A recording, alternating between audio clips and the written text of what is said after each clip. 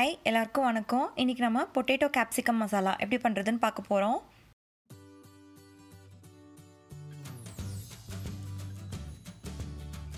அதுக்கு தேவையான பொருட்கள்: ஒரு குடை மிளகாய், ஒரு உருளைக்கிழங்கு, ஒரு வெங்காயம், 2 தக்காளி, 1 டேபிள் ஸ்பூன் இஞ்சி பூண்டு விழுது, 1/4 டீஸ்பூன் மஞ்சள் தூள், 1/2 டேபிள் ஸ்பூன் மிளகாய் தூள், 2லிருந்து 3 டேபிள் ஸ்பூன் எண்ணெய், 1/4 டீஸ்பூன் சீரகம், ஒரு சின்ன துண்டு பட்டை, ஒரு பச்சை மிளகாய், 1 டேபிள் ஸ்பூன் வறுத்த வேர்க்கடலை, ஒரு 5-6 முந்திரி பருப்பு, 1/2 டீஸ்பூன் சோம்பு, தேவையான அளவு உப்பு, தேவையான அளவு தண்ணி. அவ்வளோதான். இப்போ வாங்க எப்படி செய்கிறதுன்னு பார்க்கலாம்.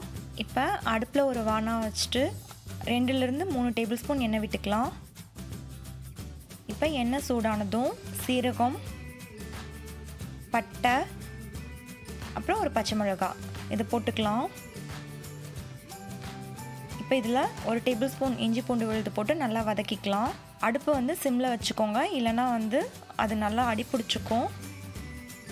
இப்போ இது நல்லா பச்சை வாசனை போக நல்லா வதங்கினதும் நல்லா பொடி பொடியாக நறுக்கி வச்சுருக்க வெங்காயத்தை சேர்த்துக்கலாம்.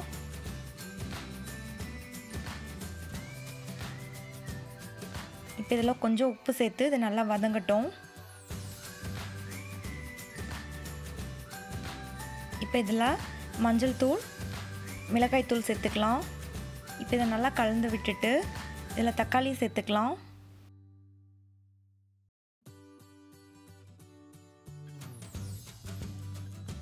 இது அடி பிடிக்காமல் இருக்கிறதுக்காக கொஞ்சம் தண்ணி சேர்த்துக்கலாம்.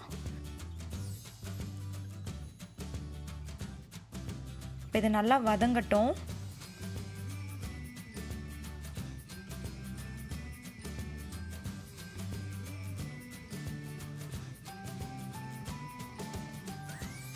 இப்போ ஒரு மிக்ஸி ஜாரில் 1 டேபிள் ஸ்பூன் வறுத்த வேர்க்கடலை தோல் எடுத்து வச்சுருக்கேன், அதை சேர்த்துக்கலாம்.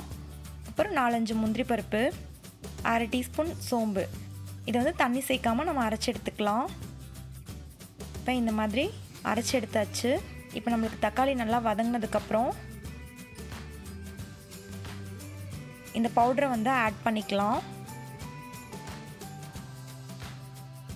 ஆட் பண்ணி நல்லா கலந்து விட்டுக்கலாம்.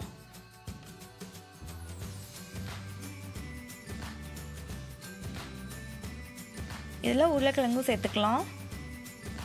இப்போ குடமிளகாயில் விதையெல்லாம் எடுத்துகிட்டு இந்த மாதிரி கட் பண்ணி வச்சுருக்கேன், இதை சேர்த்துக்கலாம்.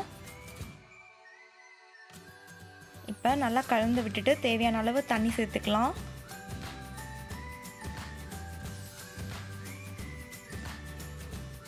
இப்போ இதையும் நல்லா கலந்து விட்டுட்டு உப்பு சேர்த்துக்கலாம்.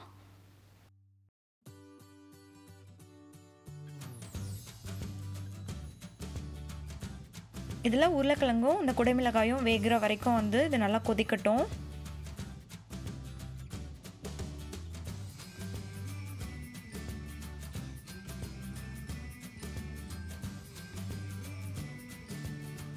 இப்போ இது நல்லா கட்டியாயிடுச்சு. உருளைக்கிழங்கும் குடைமிளகாயும் வெந்துருச்சு.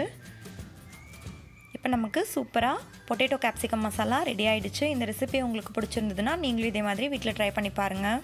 இந்த வீடியோ உங்களுக்கு பிடிச்சிருந்ததுன்னா லைக் பண்ணுங்க, மறக்காம சப்ஸ்கிரைப் பண்ணுங்க. Thank you.